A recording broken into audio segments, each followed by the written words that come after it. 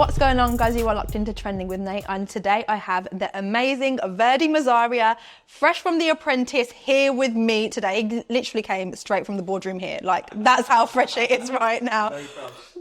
Welcome to BritAsia TV. Thank you so much for having me, Nae. Appreciate it. You are welcome. So we're going to dig into the deeper sides of Virdi Mazaria today. We'll talk about The Apprentice, but first of all, let's talk about your name. Yeah. Because there's a lot of speculation. There is a lot. What's his gourd? Where's he from? Where's his bend? Yeah. So go on, talk to us. So it's actually quite interesting because a lot of people, when they hear Virdi Mazaria, they think my gourd is Virdi and my surname is Virdi, but it actually isn't. Breaking news. This is probably the biggest breaking news about BritAsia in your life. It's massive. This is mad. So my actual name is Virdi Singh Gill, and technically my gourd is Gill. But there's even a lie over there. Even in my passport, there's another lie. So it's actually deep down, if you go to my gourd, is Boardroom. But the reason why on my passport is Gill is because when my dad came to this country, and the way he came to this country, he took his master's surname. So he said his master was his dad. So then he took his surname and said, oh, that's my dad. And I'm a Gill. He's a Gill. Yeah. To get into this country. Yeah. And then that's when he got the Gill from, and then, so it's all confusing, it's breaking news. My God. But my actual name, government, is Virdi Singh Gill, and Virdi Mazaria. Mazaria comes from my pen. So my pen in India is called Tak Mazara. And people who are from Mazara, they call them the Mazaria. Okay. So that's where Virdi, which is short for Virdi Mazaria, comes from. All right, this is going to be a good question now. Okay. So, you know, when it comes time for your rishta and this and that, right? You know, the auntie asked, Tera gourd ki hai?" What are you going to say? You know what, I've got three for you. You pick. You can have Mazaria, Boardroom, or Gill. What's convenient? Yeah, whatever works with you, let's do it. That is hilarious. For sure. Okay, so we've seen you on The Apprentice. How much of that is the true you? How much of you are you allowed to showcase on the show? You know what, very good question. I would say, so when you go onto a show like BBC The Apprentice, first of all, just to make it clear, it's not scripted. So whatever comes out of my mouth, it's on me. And whatever I say, the way I act is all on me. But let's take it back to Task 1 Scotland, right? When I watched that episode, that was me watching it back and thinking, okay, that didn't go how I thought it was going to go. And what exactly happened is that the way, obviously you being in the media scene as well, you understand how this is. The way it's edited, I'd say it's edited in a way for entertainment. Yeah. So for example, when I was project manager for the first task and I was giving everyone their roles, it looked like I was so bossy and it looked like I wasn't letting anyone speak. But we all had a 45-minute conversation talking about the task, and they cut out everyone else speaking and they only kept me speaking on my own. It looked like I was cutting everyone in. And I was like, okay, that's not what happened. Yeah. But I get it. Yeah. I'm not here complaining. I get it because it's a business entertainment show. So they need to tell a story. So I had lost that task. They needed to make sure they could tell the whole story of me losing. So when we come to the boardroom, the viewer understands that Virdi didn't do well as project manager, hence why they lost the task. They lost, yeah. So I get it. But when it comes to the representation, there is editing involved and some things do happen in a different way. But I do feel like I was authentically myself. But sometimes when I look silly, just don't take it lightheartedly because they want the show to be entertaining in somewhat of a way. There needs to be a bit of clickbaity situations there, right? You got because imagine if it was completely 100% business, serious, winning, no entertainment whatsoever. Would we really watch it? People would zone out. They'd be like, you know what, let's move on to the next. And that's why it's the biggest business show in the UK and one of the biggest TV shows in the UK, full stop. So they obviously know what they're doing. All right, let's rewind and let's go pre-Apprentice. Yes. So you're a DJ as well. What else do you do? So I'm a music producer, international DJ. I've said this a lot of times on the show. If you didn't know already. If you didn't know already. I don't really like telling anyone that, Nae. So if you want to cut that out, you can cut it out. But, so music producer, international DJ, but I come from a family of business. Yeah. Hence why when I applied the show, people who knew Virdi Mazaria as a musician were like, huh? And then people who knew me from my close family and friends, they were like, this makes sense. Yeah. So I come from a background of logistics and transport. My family business that we run, we own trucks, class 1 and class 2 trucks, and proper Punjabi thing to do. Yeah, man. And that's what we run, and I run the logistics of that element. Yeah. And what I currently do right now is what I've been doing for the past year and a half, which I've just launched, is digital marketing. So I run a digital marketing agency called Apprentice Social. And our job is to empower brands to reach new heights through digital solutions. Because as we all know, digital marketing is a massive way to pave your career as an individual or as a business. And that's what I've been doing for the past year and a half. So I'd say it's like a split personality. There's Virdi Mazaria, who is the musician, the artist, the music producer. Where did the music side come from? Okay, it's come from my dad, I'd say. Yeah. Because my dad actually, Punjabi singer himself, didn't really make it mainstream, but he released singles and he had that. And he really pushed the music on us. So I was 6 years old one day, and I actually remember this. I was 6 years old one day. Everyone was 6 years old. I was 6 years old many years ago. Yeah. And I was on the table, and my whole family was sitting there. And on the table, I was just doing this. And my dad goes, Dobla Sekana, do you want to learn Dobla? I was like, I'm down, let's do it. Yeah. So I started to learn the Dobla. By the age of 8, I started to learn all the Punjabi percussion instruments. I could play 6 of them. So I could play the dol, dolki, tabla, dad, harmonium, and the drum kit. I was learning it all because I started to love music. I just naturally had that rhythm in my head. And I started doing kirtan in the Gurdwara. So I started doing Tardivara with my brother, and I started doing actual harmonium kirtan. Then I got into music production at the age of 8. 8 years old. I was 8 years old when you my started brother was 10, I was 8, and we self-taught ourselves to produce. No. And obviously everyone knows Manaki from Leicester. He's Leicester himself. We used to work with him quite a lot. I knew the Sangha Vibes team. I knew a lot of these guys when our DJ Harps from Leicester as well. Like, I knew all these guys growing up, right? And I started producing music, and I just loved it. And at the age of 10, I released an album with my dad.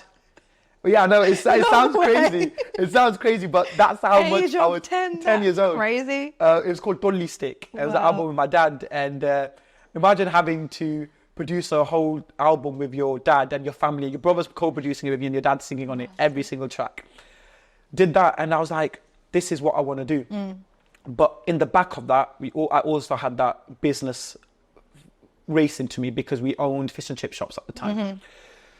We were doing that, we were growing our business, and I was just going through my education. And my dad always said to me, like, I want you to succeed in business. So did my mum. In music. I want you to succeed in it. And a lot of people, they struggle because they don't like people going into music because they're like, you won't be able to make enough money from it. It's not a career. It's not a career.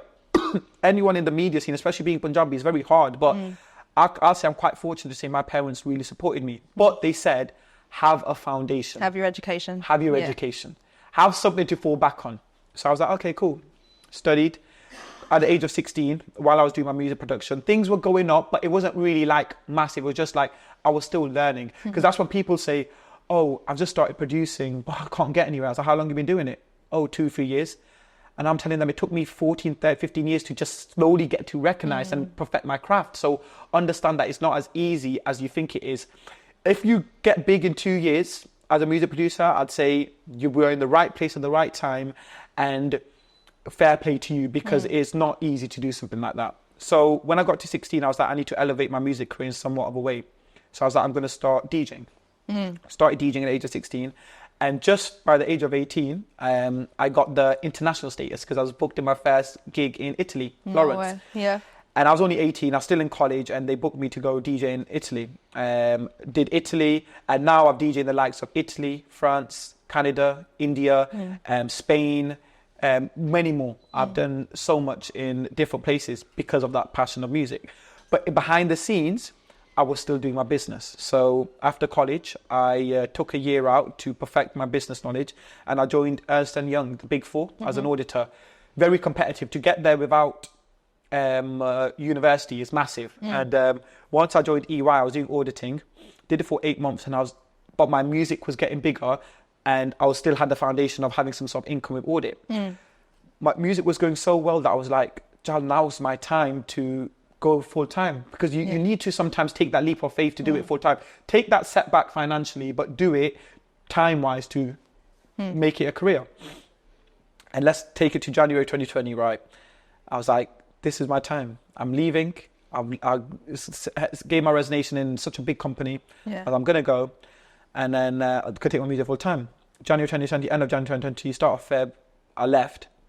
Next thing you know, pandemic, COVID. And I was like, no. Yeah. My heart sank. I was like, okay. At first, I wasn't too scared. I was like, you know what, Boris ain't really talking sense right now. So I don't know how long is it going to last. Maybe 3 weeks. Do you remember the 3 weeks? 10 weeks, I know. We were like, okay, TK, I'm like, clients, don't worry. I'm still going to do that at your wedding. Don't worry. Oh my God. I was like, cool. But then it got longer and longer and longer. Clients cancelling gigs. People coming up to me like, any music production we had, they were like, it's not the right time right now. And I was like, oh my God, what do I do? Because you could have been on furlough. I could have been on furlough. Oh my God, man, I didn't even think of that. Now I feel even more shit. Sorry. So I was like, okay, what do I do? Yeah. And I want to, before I carry on, I want to take you back a year. My dad said this to me because my dad was a truck driver at the time. My dad goes like, they call me Vir, another name. They call me Vir, innit? So they go, Vir, like, get your truck license. And me being at the age I was, about 17, 18, I was like, Dad, I won't need it. Like, come on, man, I'm an international DJ, you know? I'm a music producer. I'm working at EY. Yeah. He goes, Vir, like, we're like, son, like, I mean, do it. Do it. You never know when things will happen. I was like, okay, Dad, for you, I'll do it. I learned it, class 2, got my truck license, and I was like, okay, cool, I'll do it. And this was like when I was 17. Fast forward to 2020, when I'm 21, and I lost everything. I was like, what do I do? I tried to go into sales. It just wasn't working. It wasn't for, like, I liked sales, but it was phone sales brokerage, and it wasn't just working for me. I was like, I need to do something else. And then, boom, the truck thing came up, and I was like, okay, I need some sort of income coming in because right now I'm not working. Yeah. My dad, within 2-3 days, got me a truck. I was driving tipper trucks, and whenever I do a job, and I was like to my dad, and my dad, the thing with parents is, how I see it, sometimes they'll give you that look, but they'll never say I told you so. They'll be like, Jamaki Kiasi. Do you know what I mean? You needed it. You needed that license. I ended up getting the license. Well, I got the license before, and I ended up working on the truck. And I'm always thinking, how can I turn this into a business?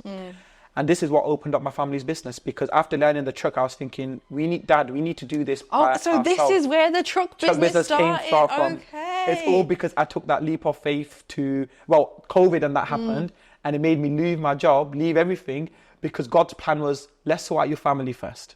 And that's what God's plan was. Wow. And I started learning the truck, and I was like, Dad, there's so many ways we can do this business. You've been doing trucks for about 6-7 years. Like, Dad, have you thought about X, Y, Z? He was like, let's talk. So my brother and I, we did a course, a CBC Transport Manager course. We did that and we learned it all. And we got qualified to run our own trucks. So we got an operating license and a transport manager license. We put our money together that I quickly, had saved up through truck, my brother and my dad. And we bought a truck. We bought 2 trucks at the time. And we were like, Dad, now let's turn this into a business. And now let's get our own franchise. We got a franchise with a big organization called Midland Quarries, MQP. And my brother, a massive part of getting that contract. Big shout out to my brother Sat. He did that. And we were like, Dad, all this time we were working for another company, we can do it ourselves. And that's when the logistics company started, called Fleet and Logistics Limited, because of just my dad saying, get your license. And then it's really amazing how the universe works. It is amazing. Like the amount of things, how things just come together. Just by, at the time you feel like it's the end of the world. But when you look at the greater picture of it, you're like, I would have gone through 10 times worse to get what I've got right now. 100%. So it's quite good. And that's why I really respect my mom and my dad and everything, because I know at the time, if I feel like they haven't got my best interests at heart, I know deep down they do. So really respect, like if you don't see it now, you will see it one day. So the message is listen to your parents. Listen for to any your mother, kids watching. 100%. Definitely, man, because they do always have your best interests at heart. I saw a comment on one of your TikToks and it really made me laugh, but I feel like it's even funnier now hearing this bit of your story. Yeah. Someone said, fake account obviously, a DJ can't be a businessman. Did you see that one? I see it. I saw that one, and obviously the way I react is I never really show them what they want on camera. I let my actions speak for itself. But let's talk about that. Yeah. People really underestimate people in the media and creative world, because to turn this into a business, to do this full time, is not easy. You have to take so many risks. You don't know whether you're going to be getting paid. You haven't got a fixed income coming in sometimes. Maybe you're making X amount grand this month. Maybe you're making nothing this month. You're saying we ain't businessmen. We're probably the best businessmen or women out there because we don't know what's going to be coming in month and month out. We have to be there and be like, Jal, is this month what we're making? Like, we haven't got... And you make it happen. We make it happen. Yeah, and we do what... our hunger and power, pride is just so much. And we ask ourselves, like, when we go for our mortgages, we go for getting a house, like, it's the hardest thing for us because we haven't got a stable income. So you're saying that we're not business people, but try having a 0-hour contract job, because that's what it technically is, to play wherever you want and having sole control of your marketing and making a living off that. You try it. And if you really think as a business person that's easy, go for it. And when people say that, I was just like, Jal, whatever, think what you want. And that's why it goes on to The Apprentice. That's why I applied and went to The Apprentice, to make people know that us music producer, us DJs, or we do have a lot to give other than just the music element or the talent you see on TV. So you had already set up your business, you had launched the trucks, you were still producing, DJing, all over the place. Yeah. So what was the push that made you think, okay, the next step is The Apprentice? So I think quite a lot of people have seen this. I'm not sure if you've seen this, but I tweeted back in 2016 saying, at Lord Sugar, Apprentice one day, maybe, ? And that was in 2016 because you manifested it. Manifested it. You big manifested time. It, yeah. And I do that quite a lot. If you go back to my tweets, you might see like Drake collab one day, maybe, because I'm putting it out there. I want people to know that it is possible. Anything is possible if you put your mind through it. And I'm a massive fan of the show. I love The Apprentice, right? Before I was on the show, I was thinking, I know I'm going to be on there. Every year, I'll always do half an application, 20% of the application, but it'll never feel right. Because at the time I tweeted it, I was only 17 years old. And I was like, I need to be in a position where I'm ready, both mentally, business-wise, and in my career. Take it back to last year, January 2023 is when I applied. That's when I woke up one day and I just felt that I was ready. Because as much as I knew I was ready, my business knowledge and my business acumen, I knew as an individual, the confidence, the charisma, and the ambitious relentlessness I show, I just had the hunger in me to do it. So I applied. And I knew it just felt well. And you know when you just know something's going to go well? The moment I applied and I got invited to the first stage of interviews, there's about 4 stages, I knew I was going to get it. And I did it. I did all the application processes and it just felt right. And I was like, there's 3 main reasons why I want to do this. First of all, I want to win the investment and become Lord Sugar's business partner to elevate my career. And it was a Dubai events company that I was pitching to him. I was like, for the next step, he's got the links, he's got the connections. Let's work together for my startup to make this go further. The second of all is that I wanted to prove to people, not that you always need to prove to people, I just wanted to prove that being a music producer DJ, you're not just someone that goes, performs at a nightclub and you go home. There's so much more to it. There's so much more to it. There's so much creative side to it. And the third and the most important thing to me is the representation element of it. Yes. Me as a Singh with a pag, dari, representing the Sikh culture, the Sikh religion, being a Sikh, it just means a lot to me. And I want people like me to be on that screen.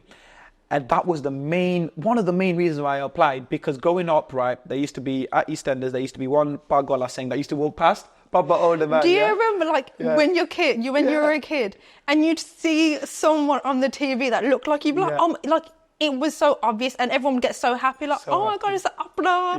Look, it's a Baba. Do you know what I mean? But it was always a very, like, oh, it's an extra, or it's a clowny kind of character.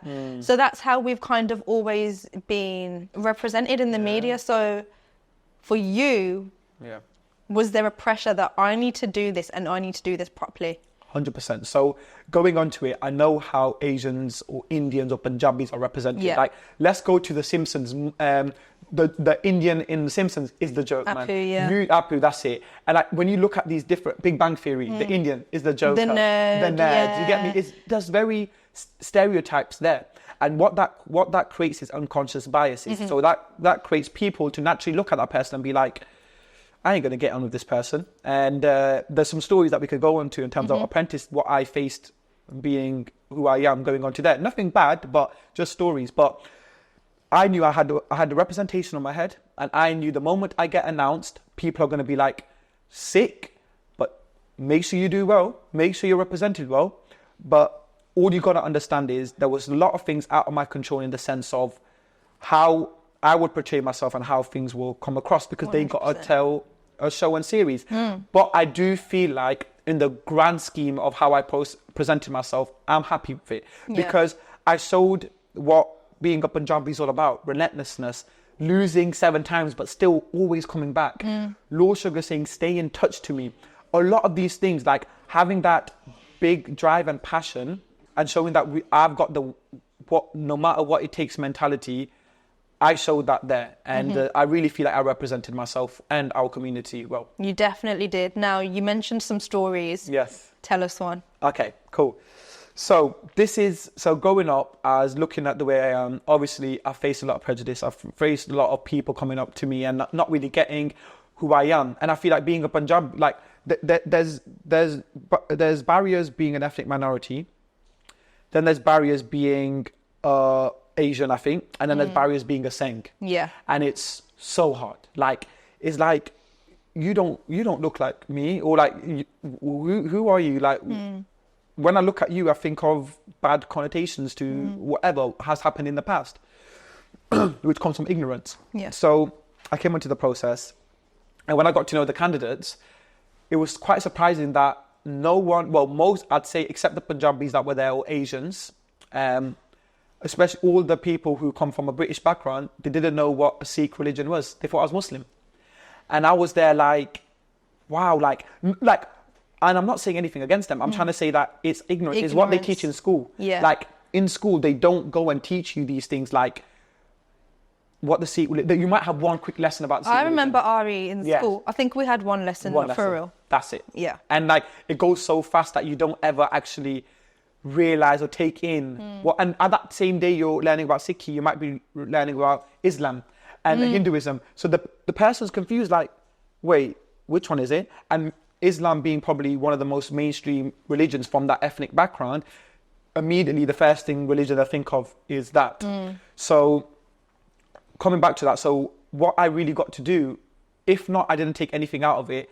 I explained in the house the culture and the religion, and oh my God, they all loved it. There will be times where we'll be in the house, right? We'll go to the cinema room, we'll blast Bhangra tunes, and everyone's doing Bhangra. Everyone. People from the Nigerian background, the British background, even all there's some Pakistani Punjabis in there, like, everyone loving it. They knew me, and even in the tasks, like in Scotland, I got them doing Bhangra. In task 5, in the serial task, I got them doing Bhangra. In task 7, this is the craziest thing. He was a man on a mission. I was like, listen, for my jet money, I need to win another way. And I need to win through representing my people. Yeah. And a pretty funny story, because this is actually quite BTS, because it didn't get showed in the episode. So the episode I got fired in task 7, Steve, who's one of the candidates there, he was pitching, and he was trying to negotiate to sell wine to people. And obviously, because in the house where I was talking about the Punjabi culture and everything, he was trying to negotiate, like, oh, come on, is this amount, like, just buy the wine. And the guy who was buying it goes, I'm not really feeling it right now. I don't know if I want to buy it. Steve goes, right, if I do a dance for you, would you buy this wine for me? He goes, yeah, go for it. And he started doing Bhangra. He started doing Bhangra on the streets of Budapest to try to sell wine. And he bought the wine. He actually got the sale.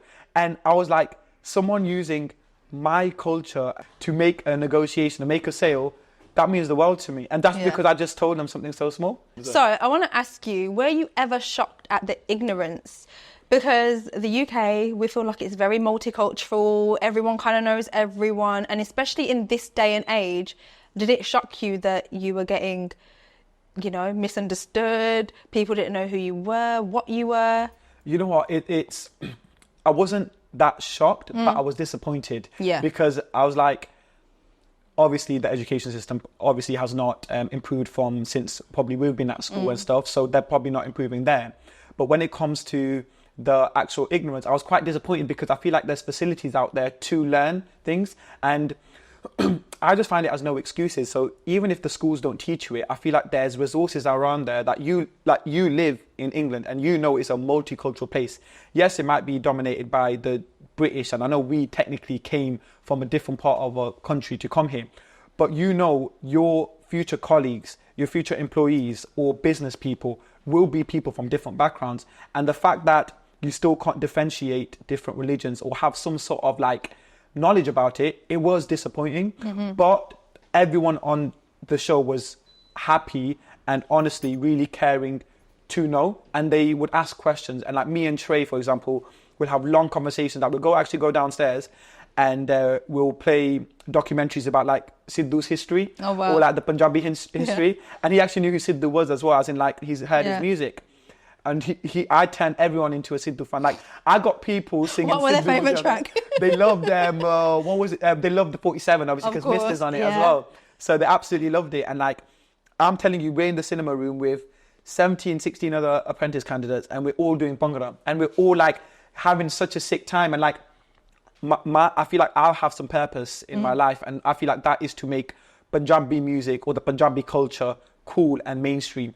Because yes, I know we have that mockery element of it, but what's surpassed, and I really do feel like within the next 5 years, Punjabi music would be the new Afrobeat. How so naturally Afrobeat just gets played on One Extra or any of these radio stations.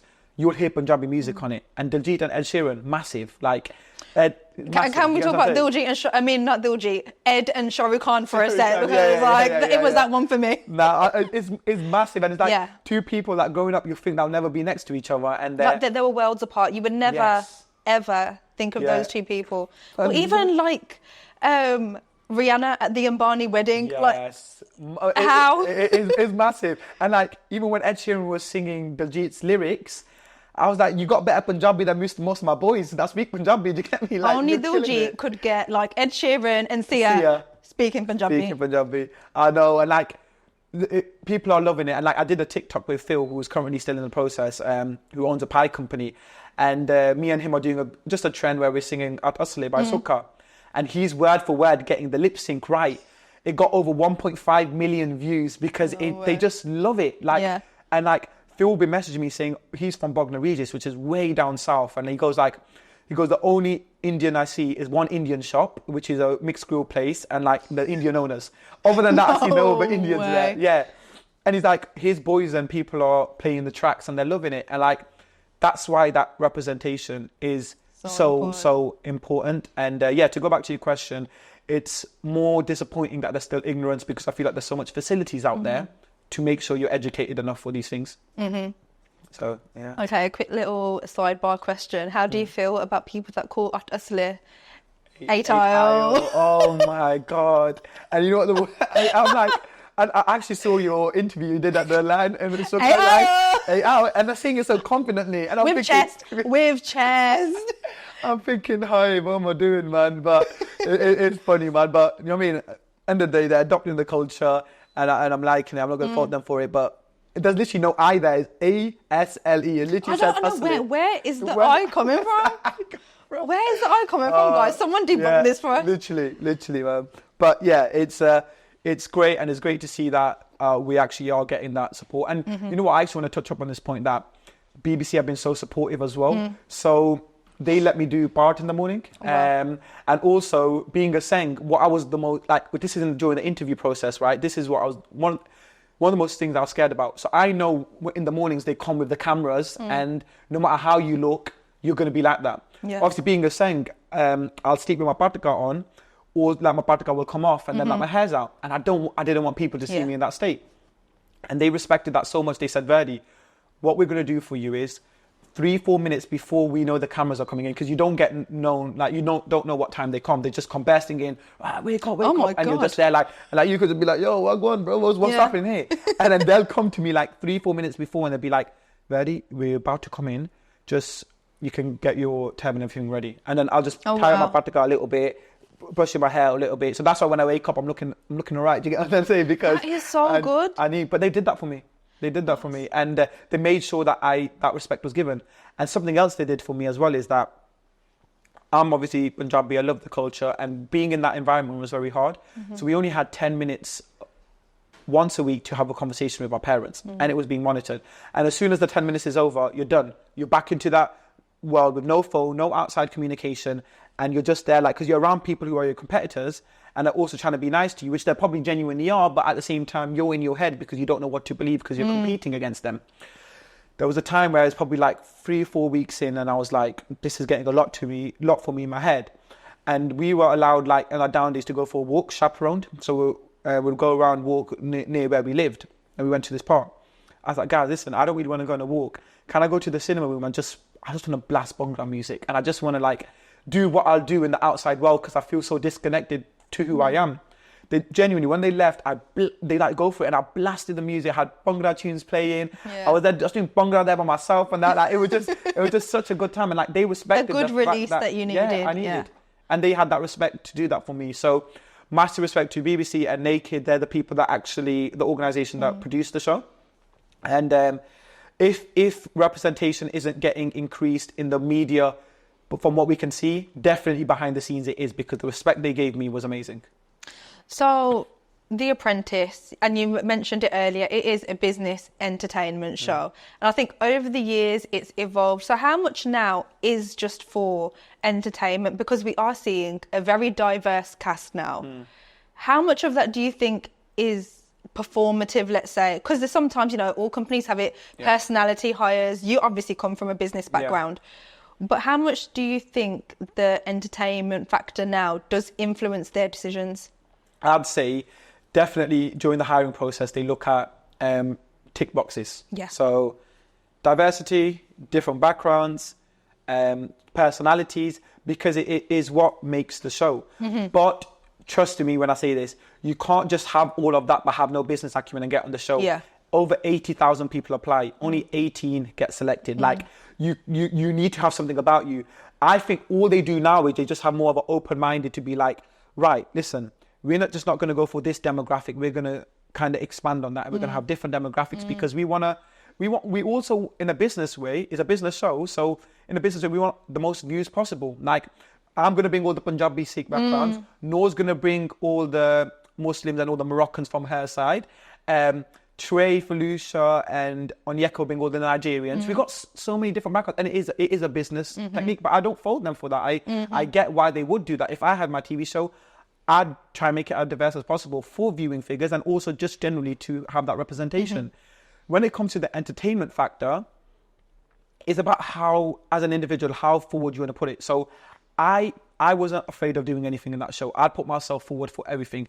And I have no regrets because I rather would have got fired doing something that is, I know that is true to myself, and than getting fired for trying to stay behind the scenes. So compared to the first season, is it more entertainment based on business? Probably yes. But it also, when it comes to what you do on that show, it is all up to you. Yeah. You are not told to do anything. You have to go do what you need to do. And when it comes to the editing, they're just trying to make a show. And it has to fit in a specific time. Do you know what I mean? Yes. Otherwise, we'll be watching it for like 24 hours. Yeah. Exactly. We filmed 100 hours actually. That's so you only get to see the 1 hour of it. So yeah, it's a lot. So I feel like right now we're living in a world where there's a lot of political pressures. There's a lot of things going on in the world. And I think, especially on social media, there's a pressure for people that have a social status or that have a platform to speak up. But I think, like with yourself, you're on The Apprentice. How do you balance that, being a public figure but also being a human and raising awareness, or, you know, talking about your beliefs or whatever? Very good question, Nate, because I've actually been speaking to, I've got a good close group of circle, my mates with me, that we discuss a lot of business stuff and a lot of stuff about religion and culture and just how to be a good human, basically. And I remember last year there was things going on in Punjab, and I had filmed the show, and people will be like to me like, oh, like Virdi, like I'm always posting stuff and all that kind of stuff, but say if like I don't end up posting for a little bit, I don't repost something on my story about it. People are like, Virdi, like, why are you doing that? Why are you speaking about it? Yeah. And this is the answer I give them. And as soon as I give them the answer, they go, okay, I get it. I'm like, look, before Virdi Mazaria on The Apprentice, I had somewhat of a platform, but not something to actually raise big awareness or make somewhat of an impact. So I was like, okay, cool. See if I raise awareness at that time when I don't really have much of a following or whatever. The wrong people see it. The wrong people don't like it. It ruins my opportunities. I get bad press. The Apprentice goes downhill, and then boom, everyone forgets about me. Why do it then when first get onto my platform, get myself a big name, have those millions of impressions, and then say it with my following and my impressions there? What are you going to rather have? Someone when I had like 2,000, 3,000 followers, or when now I'm on over now, I've seen in my impressions over 2 million impressions for the past 30 days on my feed. Don't you think you'd rather have it there? So I don't want to ruin that opportunity to get there, to now do it. And now I'm open to that kind of stuff.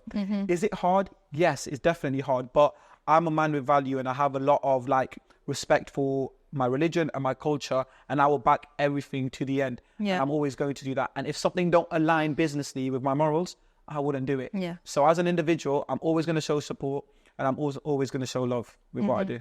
That is my culture and religion. amazing. Now let's talk about the losses. Yeah. Right. But not so much about the losses, but how did you turn those into dubs? Like, how did you turn these into wins? Because I'm one of those people, I don't believe like a loss is a loss. Like, you learn from it. So how did you flip it? And how did you learn to kind of take the L's on the chin? The thing is, I even said that. I even said in the process, like, you don't really lose, you just learn. Yeah. And losing, I don't think I would have changed anything about losing, because when losing, you spend more time with Lord Sugar in the boardroom. So, like, you not only see 20 minutes of the boardroom. So let's say like 2.5 hours is the first part when both teams are there. Then you lose. Then there's another like hour and a half. Then another hour if you go to the bottom three. You get an extra 3.5 to 4 hours with Lord Sugar, one-on-one. Well, not one-on-one, but with your team, but less people to get to know him, and he gets to know you. So when it comes to the losses, in my head was like, okay, you're not getting fired, so you're not really losing. You're just getting more airtime, really, because you're on the screen a lot more, and Lord Sugar's getting to know you.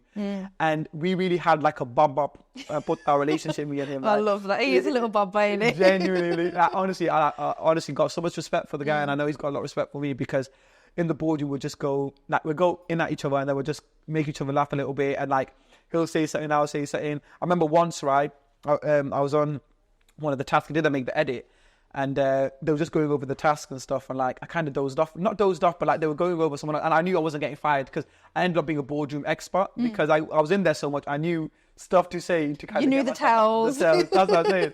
So I was like, oh, I'm easy in this one, innit? And I think he kind of noticed me. He gave me a bit of a side eye, and he goes, "Virdi." I go, yes, Lord Sugar, yeah. He goes, would you like a cushion with that, like to get to go sleep and stuff?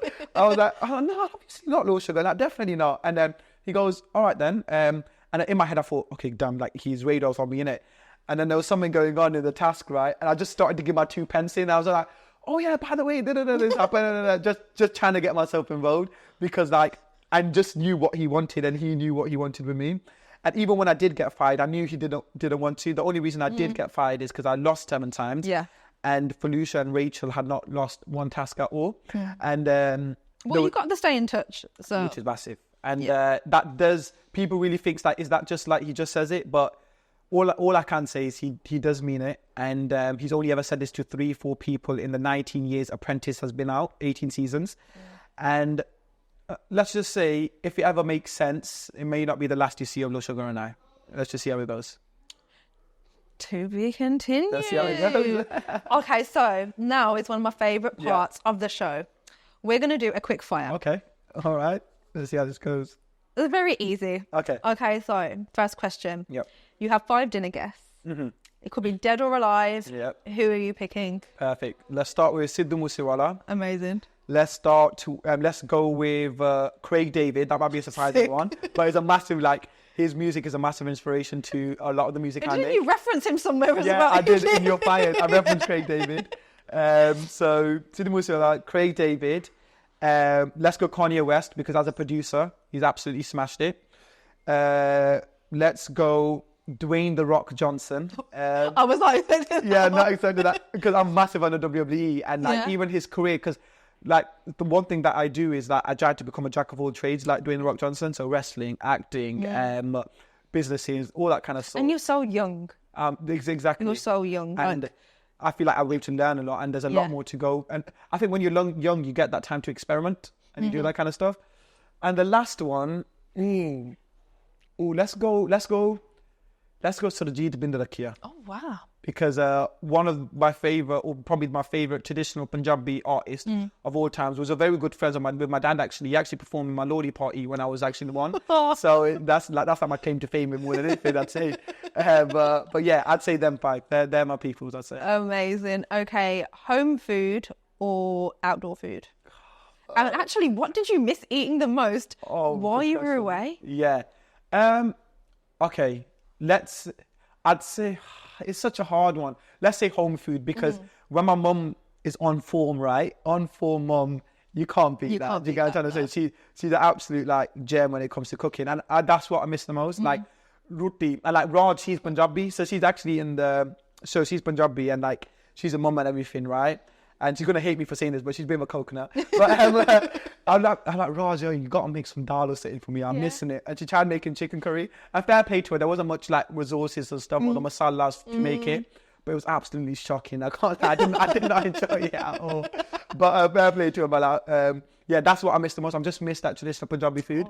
We had to cook our own food there. Or the odd time we'll get a bit of takeout. And like, it wasn't the same. Yeah, it wasn't the same. Okay. Dream collab? Oh, good question. Can I have two answers? Like one in the Punjabi scene, one in the English scene? Yep. Okay. In the Punjabi scene, I'll say my dream collab is Diljit Dosanjh. I'd say that I've got music that can work with him, and this English route he's going with English artists. That's Sweetie that he just announced it. Wow. That's what I love about Diljit. It's quite similar to how I want it. Like, you don't know what's going to happen next. No. You don't know which artist is going to come through next with him. It's gotta be Drake at this point. It's gotta be Drake. I can feel a Drake collab coming. Yeah. It has to be. Because Tory Lanez. Yes. Sia, yeah. You know, he's had his little Ed Sheeran moments. I feel like they got something brewing. It's gotta be Drake next. It's gotta be. I feel like I said before, the Punjabi music scene in the next 5 years is going to be the next Afrobeat, where it's just going to be just naturally recognised in 100%. In English one, I'd say I'm a massive R&B fan. A lot of my production that I do right now is R&B orientated. I've tried to focus on that UK or US element of it, and I'm a massive Chris Brown fan. So I'd go for Chris Brown for the UK, in the English scene. Okay, the weirdest food combination you like? Whoa, good question. You know what? A lot of people ask me this, and I don't think I've got many weird ones. I do have ketchup with a lot of different things, and a lot of people are not big fans of that. What's the worst thing you've had ketchup? Because someone has said ketchup with brown hair. Okay, no, not ketchup with brown hair. This is not really weird, but people don't get like ketchup with beans because it's already saucy, yeah, it's so you don't really need it. Why would you need it? That like, other than that, honestly, like I'm quite simple with my food, you know. Like I love food, but chicken or whatnot, paneer and all that kind of stuff, just give me that and I'm happy. Okay. What is the worst quality about yourself? Okay, good question. I'd say the worst quality of myself is the fact that I want the control of everything and I want to do too many things at the same time. So someone, a businessman was asking me like, what would you do to improve, or what do you think will make your business more efficient? I'd say, and we're having a conversation, and he was telling me that the number one thing in business to do is delegate, and that's where you can really improve. And I have this thing where I just want to do everything for myself because I just trust myself to do it well. You know, you can do it the best. Exactly. And the moment you give that trust to someone else, I get anxious. So I'd say the worst quality is just trying to do everything all at the same time or doing it yourself. Sometimes take a step back, delegate, and that's when you can really grow. And that's now what I'm implementing with my digital marketing agency, because now I've got a solid team that do so many different things where I can oversee. So I'm still part of there, but they're going to be doing more of the legwork, and I'll just be like, right, cool, sign off. And it gives you a bit more time to focus on what you want to focus on. Love that. Okay, what's a guilty pleasure of yours? Okay, I've actually said this on the Apprentice, your fire show. My guilty pleasure that a lot of you guys will probably be surprised about is I absolutely love High School Musical. You probably did not expect that to come out of my mouth. High School Musical 1, 2, and 3. 3? I thought 3 was whack. I know, but I love it. I love it. Honestly, I know all the lyrics. Breaking Free, Bet on It. We're all in this together. We definitely are, right? That is in the desert. Yeah, and like when I'm in my car driving my BM, right, with my seat. You're playing High School Musical. You think I'm listening to rap music? No, chat. I'm listening to Troy Bolton. He's listening to Troy Bolton. Honestly, like it genuinely, like I sometimes force, like sometimes like say if like I've done something with my boys, right, and like they kind of owe me one, yeah, I make them watch High School Musical with me. That is the worst forfeit. I know, literally. Okay, guys, never get on the wrong side because he's going to make you watch High School Musical. All right, favourite High School Musical track? Oh, Breaking Free is a classic. It has to be Breaking Free. But I love Bet On It as well from 2. I love Bet On It. Like, I used to actually act when he used to go on the wall and splash the wall. Oh, I love it. Honestly. Vanessa Hudgens is pregnant with you. Oh, honestly. And she's my celebrity crush as well. Oh my God. My celebrity crush. Actually made me quite sad, but I mean, it sounds like I haven't got a chance to. Zac Efron actually commented on the picture and I thought, my heart was like... Oh, I wish they do another one. I don't think they ever will. It's just one of them things that, like, it's like Friends. Like, it's just, for me, it's just like such a classic. And like, to be fair, it's probably good they don't do another one because usually sometimes that just ruins it. Yeah. It could be though, like Troy's son and Gabriella's daughter. Oh my God, listen. That'd be mad. And I'll just be the Punjabi at the back doing something. I'll take it. I mean, splashing the water. I'll take it. Oh, that is hilarious. Okay, what's your biggest ick? Mine isn't like, it's not one of them ones where it's like, you know, like I've heard some crazy icks, like when someone wears a backpack or if someone's running to catch the bus or something. That's actually one of my friend's icks. She hates when men wear backpacks. I know. Mine is more like someone who's got lack of communication. So like someone who just can't have basic communication skills, who like can't be in a situation where like when something goes wrong, they can't just simply communicate and talk about it rather than being like, oh, I hate when girls go, all right. and then you know what I do now? All right, then cool. In the pit then. See? And then they go, why'd you lead me to it then? Do you get what I'm saying? But like, I mean, but I've been there, done that. And I mean, now I'm just enjoying myself to just... That was a good quick fire. Okay, so before we wrap up, what's next for you? What's coming up? Are we focusing on the music? Are we focusing on the business? So... next up for myself is, in terms of business, is my digital marketing agency called Apprentice Social. I've got a team to run that to just make sure it just blooms high and high. We're taking in consultations and we're here to just help brands improve. We're focusing on brand development first and then return on investment. And that's what I want to do. That's my business, Virdi. But Virdi Mazaria is not going to go away from screens. I want to be back on TV within 8 to 12 months. And also I want to make sure that we releasing music and production's coming out soon. Amazing. Well, it's been amazing having you here. I'm sure you'll be back here very soon. Sure. Music side maybe. Yep. And guys, that is all for today. And you can catch me again next week at the same time. Until then, keep it locked to BritAsia TV.